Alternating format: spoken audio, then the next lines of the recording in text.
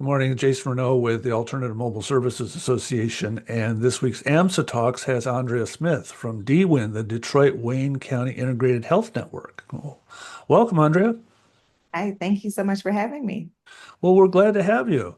Glad to have an expert in your area. No Uh, pressure. no pressure. We're going to talk about mobile health and mobile crisis in a different way than we usually do here. Often we talk about where to take someone in mobile crisis, but you have figured out a way that what we take people to can be brought to people in the community. You have a new mobile crisis van that you've been talking about. Tell us a little bit about that. Sure. So, as you mentioned, we do have mobile crisis. An extension of that will be our new mobile clinic, and that clinic is community-based. Our efforts are referred to as Beyond the Walls, and we go to communities, and that would include your church, your school, anywhere that we're invited to, your park, and just have a presence so individuals could know that you can just walk on, get an assessment for mental wellness, and go from there.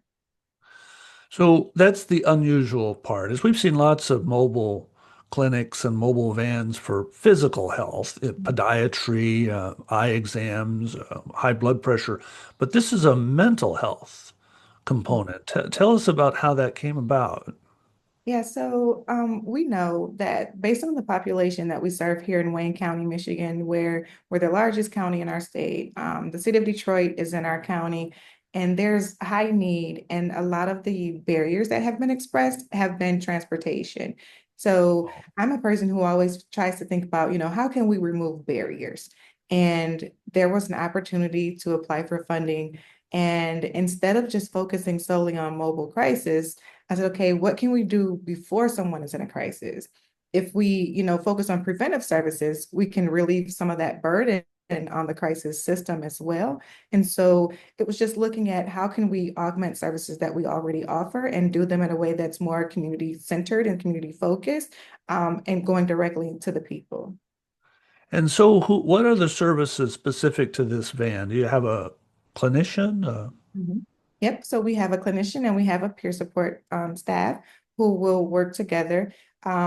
If a person is in recovery from being unhoused, substance use disorder, having a mental health diagnosis, unemployment even, that peer support specialist can connect with them and, try to relieve some of that discomfort and the feelings of unease with connecting to services and just reaching out, not knowing the first step. And that clinician can actually do that initial screening for you. So we have a wellness screening that asks you some preliminary questions. And we like to say if you are dealing with something that's interfering with your ability to live, love, and laugh, then we want you to look into that further. And so that's what the clinician will work on. If you say, okay, yep, I think this screening says I need some additional help, then we can connect you to that. If we notice that you're on the verge of a crisis, it's a problem right now, but could escalate to a crisis, we might even go ahead and call in our mobile crisis team because it's all connected and hand you off that route. And so, what sort of person is seeing the mobile clinic? Are these people who are disconnected from services, people who don't have insurance? A combination. So literally your general community member who, you know how you go to the doctor and you can say, Doc, I know something is wrong. I Hmm. just feel off. I don't know what it is. Hmm. That person can catch us at a park and say, hey, I don't know if I need help, but maybe you can help me figure that part out. There's also been people who we've seen where they have engaged with services previously, but they were somehow disengaged. That might have been because they moved, might have had a difference of opinion with a practitioner, and we help them get re-engaged and reconnected. So there's a variety of individuals who can benefit from the service. So you can make a warm handoff to an agency and sort of suss out with that identified client, what they need at the moment. Absolutely, absolutely. We're directly connected to our electronic health record. Mm. We have a team that's also focusing on the unhoused population. So there's a variety of handoffs that we can do. DWIN has staff that are connected to co-response teams. So I believe that we're prepared to handle things well before crisis, into crisis, and beyond. And even if the individual does end up encountering the justice system, because persons with mental illness are more likely to have negative encounters regular with law enforcement. We have a jail navigator who can work with that person, get them out of jail into treatment as long as they meet the certain guidelines and criteria. So this clinic is an extension of our services and just trying to offer comprehensive wellness. So you haven't used the word yet, but it's in the title of your organization, integrated. This is a Yes. word that's often misused in the mental health system, but sound like you're actually doing it. You, this is a whole constellation of programs, not just one mobile clinic, Correct. but That's correct. a whole arrangement. And how Yeah, did that yeah. come about? So a lot of people will have an idea and they'll say, oh, let's do this, but not know, how it connects, how it ties into anything. Everything that we do, we try to make sure it's connected to the overall mission, vision, and values of Detroit Wayne Integrated Health Network. And once you do that, you know that you need to focus on health equity. You know that you need to be data driven. You know that you need to be community focused, all of those things. And so if there's any type of barrier that a community member identifies, Detroit Wayne looks and researches and tries to alleviate and remove, at least reduce those barriers. And that does not mean that there are not, sorry, it's a double negative, other community mental health providers that are independent of DWIN in your area that you make use of. Right. Yeah. So DWIN is the umbrella, the overall umbrella of services in Wayne County. And we also have our own outpatient clinic as well in our crisis stabilization unit. So we have all of those things, but a person still has choice. And so if you do not live near one of our locations, if you have a preference based on prior, access or recommendation and information from a loved one, then DWIN still helps you get connected to that particular agency. And so you're the mental health authority for that area. Absolutely, yes. Okay, and then the contract holder for those external vendors. Yes. Okay. Mhm. Well, that's very interesting. Now, tell me a little bit about the demographics of this mobile clinic. How many people are you seeing? And talk a little bit about this invitation. How do you get invited to do work? Yeah. So we just launched May 5th. And so since then we've seen a couple hundred people. Yeah, it's fairly new. We've seen a couple hundred people. And what that looks like is, we have designated areas that we go to. We reach out to businesses and agencies and say, hey, we have this mobile clinic. We think it might be useful in your area. They say, sure, come on out. It's kind of like a mobile bank or a mobile dentist. And, we go and make our presence known. But while there, we sometimes encounter community members who say, hey, I have a class reunion coming up. Can you guys come by? There's a baseball game this weekend. We'll be there. Huh. Yeah, so we accept invitations because we know that there's no real criteria except for we got to be able to park it. It's 37 feet. And so as long as you have a space, and again, it connects with our mission, vision, and values, we'll be there. 37 feet, that's no small trailer. That's Or not, van. That's no. big. It's huge. It's huge. It has an awning. It has a restroom. It has an exam table, actually an exam room. So there's two separate rooms. So when you walk in, there's a little waiting space. And if you go one direction, you have the exam table with the blood pressure cuff, the thermometer, um, that's there, the sink, all of that. If you go the other direction, there's a table and two chairs. So you can have that encounter with the clinician. And there's a scale in there as well. Nobody wants to get on that scale, but there's a scale also. And so it's like a real clinic on wheels. Oh, fantastic. And is there issues around privacy? Do people feel a little cautious about approaching you, considering the shame and stigma around mental illness and addiction? So our team tries to look welcoming. We're not just sitting inside of the unit. We typically are outside of the unit. We have literature and information. We'll let you fill us out first. We have not had any situations where people have said, nope, I don't feel comfortable. I don't know if they just didn't express it. But we've not encountered that. Even if someone does not come onto the unit, there have been individuals to accept literature, ask for certain phone numbers, ask for information to share with loved ones. And so right now, I think that having a friendly face, a face that's non-judgmental, an attitude that's non-judgmental, and being welcoming, we hope to continue to remove some of those barriers and erase some of that stigma. That's great. Let's shift gears and if you could explain a little bit about this Detroit-Wayne County Integrated Health Network. This is quite unusual that a city and a county would create this new quasi-governmental entity to address this particular problem. Would you tell me a little bit about how that came about?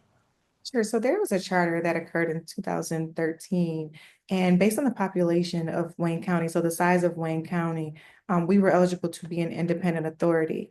And so our name shifted, from just being a division under the county to being an independent authority, as you mentioned. And so that gives us um, it gives us the ability to contract directly with the state, to have innovative programming, to not only have that administrative oversight, but also to have the direct services. And you can have the specialty services. I think often overlooked would be like evidence-based practices, continuing education training for your practitioners, for your family members, your primary and secondary consumer. And so in our current position, we are able to offer that wide range of services. And I think we're able to do more in this form than we could have ever done. That's amazing. Very interesting. Now, our folks here at AMSA are keenly interested in mobile crisis, and that is something that's been rolling out of DWIN as well. And we've heard from Grace Wolf at our conference a couple weeks ago. Could you give us a little rundown of what mobile crisis is like with at DWIN?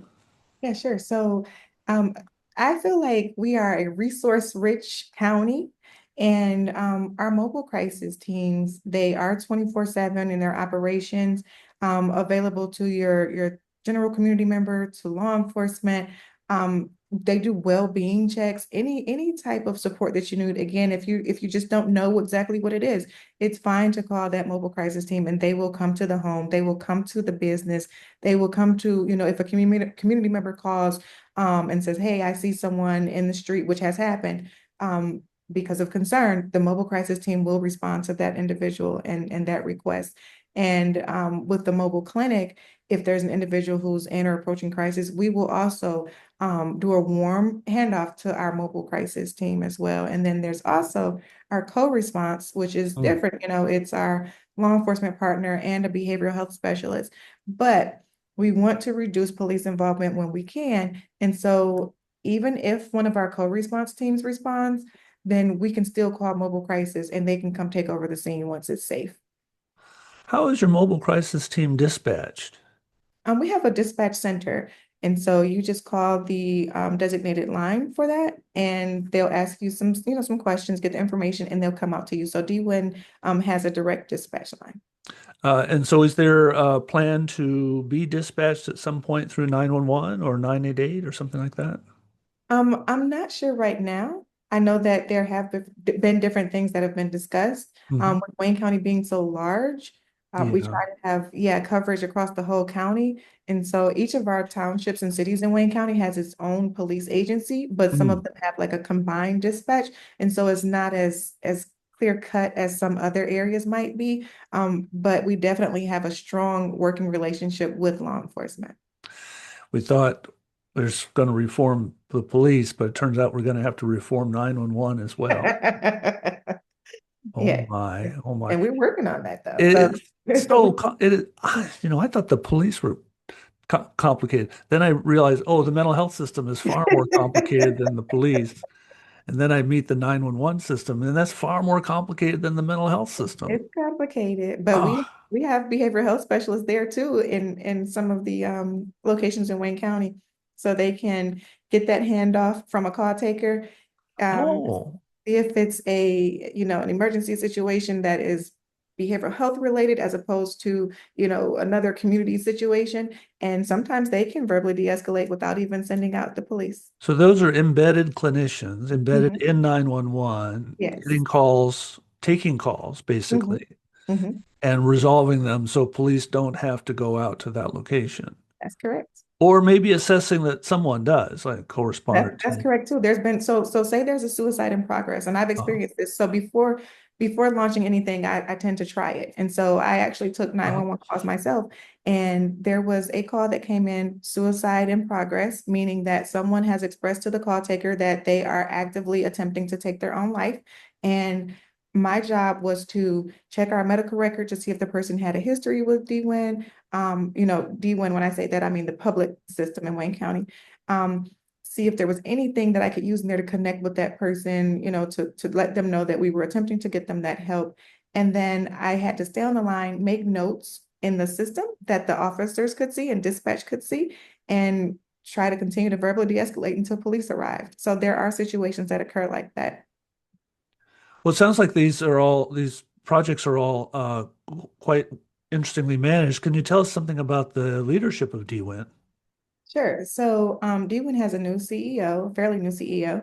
He was formerly the chief of Detroit Police Department. So he's very familiar with some of the initiatives that we launched and rolled out because he was the overseer on the law enforcement side. And that's been really great because not only has he been in law enforcement for, I think, like 30 years.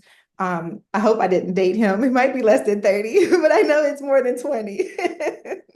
And this is James White. Yes, James White, James E. White, yes.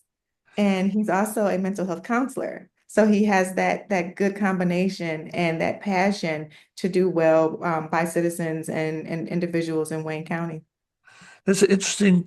Do you see that growing as in your profession? These people sort of crossing over from law enforcement into something social worky or the other direction? I've actually seen both based on the work that I do. So our team here at DWIN, we launched the first crisis intervention team in Wayne County. We launched that in 2019, and we've trained over 1,000 officers in CIT across the state of Michigan, not just in Wayne County. And I've noticed more officers who want to learn more about mental health, but I've also seen once I get individuals like social workers, counselors, psychologists who are interested in co-responding, some of them have swapped to the police academy. So it's been interesting. So this is a sort of a progress in their career, and they're sort of distilling what they want to do. Mhm, mhm. And I think you can, if you've served as a police officer and you've seen, what you like, what you don't like, what you think could go better for you to support the improvement of the community perspective and relationships with the community. I think a lot of officers are taking advantage of that through training, through further education, and using that to police in a different way. And it's been really positive here in Wayne County. Well, so nice to meet you, Andrea. You too. Thank you so much. Congratulations on the rollout of this mobile clinic. Thank you. I appreciate it. Take care. You too. Really excited about the mobile clinic. We launched it a few weeks ago. I come from the Detroit Police Department, and we used to do something called Walk a Mile Wednesday. So I wanted to continue here at DWIN with that community connection. The mobile clinic allows us to do that. It allows us to be strategically placed throughout the community. Sometimes we're at the Detroit Zoo, sometimes we're in a community at a park, and it's just what it sounds like. It's a behavioral health clinic on wheels. Does a couple of things. Number one, reduces the stigma associated with seeking behavioral health services, right? Something that all of us can need at particular times in our lives. And it brings it to you.